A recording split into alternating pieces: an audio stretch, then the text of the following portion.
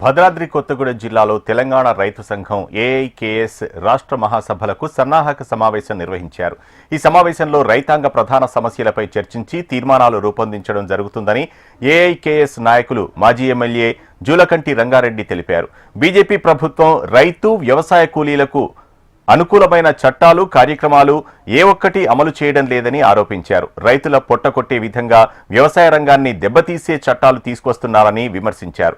రాష్ట్రాన్ని అప్పుల కుప్పగా మారుస్తున్న చర్యలపై చర్చిస్తామని, రైతులకు మేలు జరిగేలా తీర్మానాలకు కార్యాచరణ చేపడతామని జూలకంటి రంగారెడ్డి అన్నారు. తెలంగాణ రాష్ట్ర రైతు సంఘం 3వ మహాసభలు పోరాటాల గడ్డ కొత్తగూడెంలో జరగబోతా ఉన్నాయి. మార్చి నెలలో ఈ మహాసభల సన్నాహక సమావేశం ఈ రోజు జరుపుకోవటం అనేది జరుగుతుంది. ఇవాళ రైతాంగం ఎదుర్కొంటున్నటువంటి ప్రధానమైనటువంటి సమస్యలు పైన ఈ మహాసభలో చర్చించి తీర్మానాలు తీసుకొని తర్వాత పోరాట కార్యక్రమాన్ని రూపొందించుకోవటం అనేది జరుగుతుంది. కేంద్రంలో ఉన్నటువంటి మోడీ ప్రభుత్వం రైతుల మీద, వ్యవసాయ రంగం మీద ఇవాళ దాడి చేయటం అనేది జరుగుతూ ఉన్నది.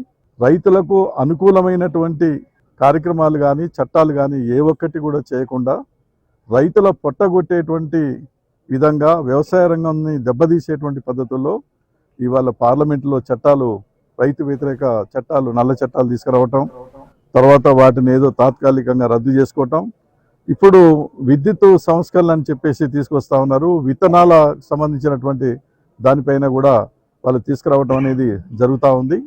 రాష్ట్రాలకు ఉండేటువంటి అధికారాలు మొత్తం తమ చేతిలో తీసుకొని తమ ఇష్టం వచ్చినట్టుగా మొత్తం వ్యవసాయ రంగాన్ని, రైతాంగానికి నష్టం జరిగే పద్ధతుల్లో కేంద్ర ప్రభుత్వం చట్టాలు తీసుకొస్తుంది. కాబట్టి అట్లాగనే రాష్ట్ర ప్రభుత్వం కూడా రైతాంగానికి ఇచ్చినటువంటి కొన్ని హామీలు అమలు చేయటంలో ఇవాళ ఫెయిల్ అవుతా ఉన్నారు.